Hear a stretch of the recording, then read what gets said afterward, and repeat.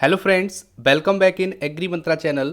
आज हम डिस्कस करेंगे एग्रोनॉमी के दो मेन टॉपिक जो कि हैं dry land agriculture and irrigation project. तो जानेंगे ड्राई लैंड एग्रीकल्चर क्या होता है, कितने टाइप्स होते हैं इसके, और उसके बाद जानेंगे क्लासिफिकेशन ऑफ इरिगेशन प्रोजेक्ट। ये दो ऐसे टॉपिक हैं जो एग्रीकल्चर के सभी एग्जाम्स में आते हैं, एग्रीकल्चर फील्ड ऑफिसर। उसके बाद अगर हम बात करें तो अदर कम्पिटिटिव एग्ज़ाम जैसे आपके स्टेट लेवल एग्ज़ाम हो गए और आपके अदर बैंकिंग एग्ज़ाम्स में देखने को मिलते हैं, जैसे आपका एसबीआई जूनियर एसोसिएट। तो जानेंगे इसी इंपॉर्टेंट टॉपिक के बारे में। तो शुरू करते हैं। उससे पहले अगर आप चैनल पर नए हैं तो चैनल को सब्सक्राइब कर लीजिए, बेल आइकन पे क्लिक करिए ताकि आपको एग्रीकल्चर जॉब नोटिफिकेशंस की video and agriculture competitive exam की वीडियो टाइम से मिलती रहे। सबसे पहले बात करेंगे ड्राई लैंड एग्रीकल्चर होता क्या है। अगर हम इसकी बात करें तो शुष्क भूमि कृषि इसको बोला जाता है। इसका जो उद्देश्य होता है वो होता है कि जो शुष्क भूमि होती है, बोल सकते हो जहाँ पर केवल और केवल हमारा उद्देश्य होता है with the help of rainfall हम इरिगेशन करते हैं। तो यहाँ पे हम बात करेंगे dry land agriculture refers to growing of crops entirely under rain fed condition. तो यहाँ पे जो है हमारा वर्षा आधारित कृषि करते हैं। और सीधा सीधा यहाँ पर अगर क्वेश्चन आता है कि ड्राई लैंड एग्रीकल्चर क्या होता है, तो आपका आंसर यही होगा कि dry land agriculture refers to growing of crop entirely under rain fed condition. अगर हम आगे बात करेंगे based on amount of rainfall receive, तो रेनफॉल रिसीव के अमाउंट पर अगर हम क्लासीफाई करें ड्राई लैंड एग्रीकल्चर को, तो इसको तीन कैटेगरी में हम क्लासीफाई कर सकते हैं। फर्स्ट कैटेगरी है ड्राई फार्मिंग, सेकंड है ड्राई लैंड फार्मिंग और थर्ड है रेन फेड फार्मिंग। तो जानेंगे तीनों के बारे में वन बाय वन। सबसे पहले बात करते हैं ड्राई फार्मिंग की। The cultivation of crops in area where rainfall is less than 750 mm per annum. ऐसा एरिया जहाँ पे जो रेनफॉल होता है वो 750 mm पर एनम होता है, वहाँ पे जो खेती की जा रही है उस खेती को, उस फार्मिंग को हम क्या बोलते हैं? ड्राई फार्मिंग बोलते हैं। इतना आपको पता होना चाहिए। अगर हम आगे बात करें तो लिखा हुआ है dry farming is mostly practised in arid region. तो ये जो फार्मिंग की जाती है ये मोस्टली कहाँ पे की जाती है? जो एरिड रीजन्स होते हैं जिनको हम शुष्क क्षेत्र बोलते हैं। काफ़ी इंपॉर्टेंट है, आपको पता होना चाहिए कि शुष्क क्षेत्र में ड्राई फार्मिंग प्रैक्टिस की जाती है।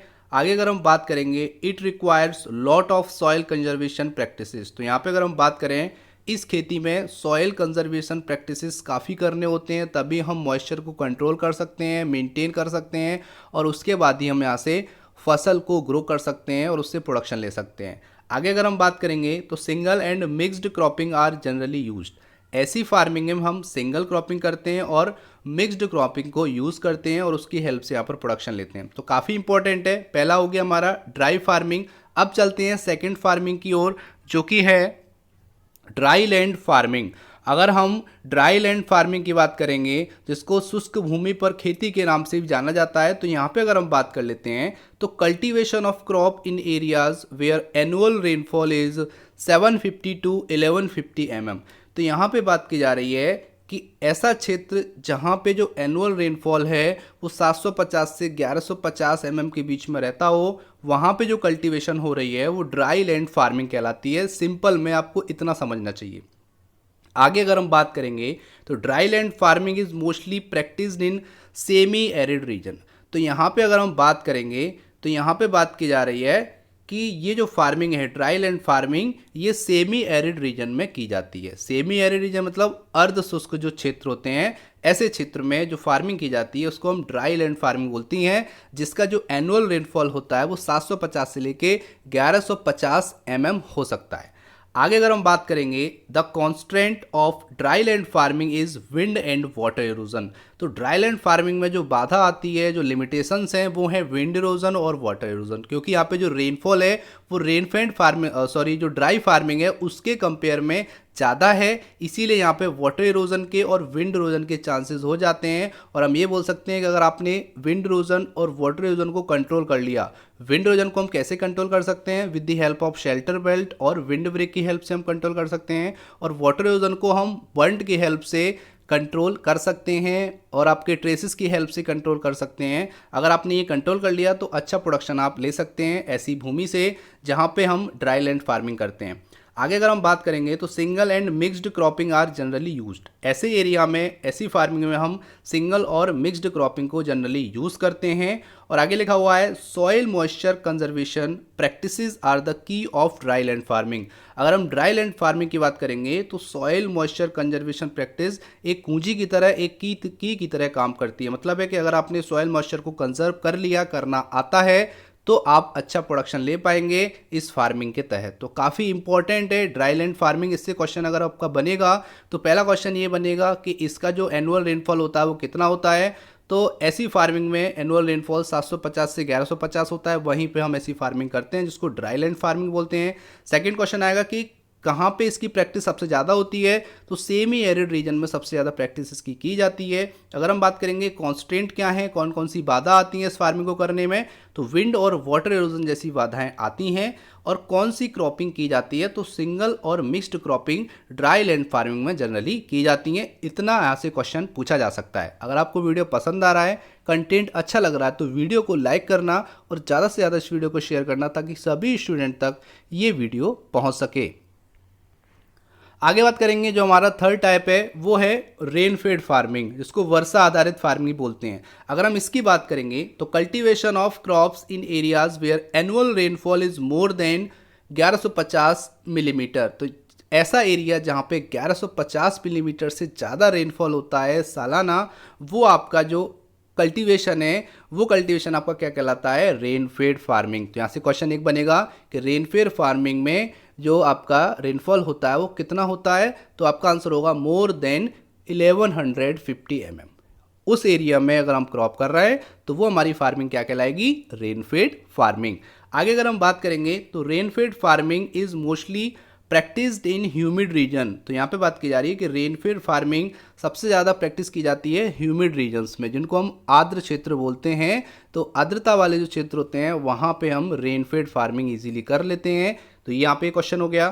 थर्ड आपका है inter cropping is generally use. तो ऐसे फार्मिंग में हम जो क्रॉपिंग सिस्टम यूज़ करते हैं वो इंटर क्रॉपिंग यूज़ करते हैं। काफ़ी इंपॉर्टेंट, यहाँ से क्वेश्चन बन सकता है। और नेक्स्ट है the constant of rainfed farming is water erosion. तो यहाँ पे आप देख पा रहे हो कि जो एनुअल रेनफॉल है वो इंक्रीज हुआ है कंपेयर टू ड्राई फार्मिंग और ड्राई लैंड फार्मिंग। तो यहाँ पे जो आपके जो आपका वाटर इरोजन है उसके चांस बढ़ जाते हैं। तो एक तरह से एक कॉन्स्टेंट का काम करता है, एक बाधा के रूप में काम करता है यहाँ पे वाटर इरोजन। उसको हमें कंट्रोल करना पड़ेगा विद द हेल्प ऑफ वंड और ट्रेसिस।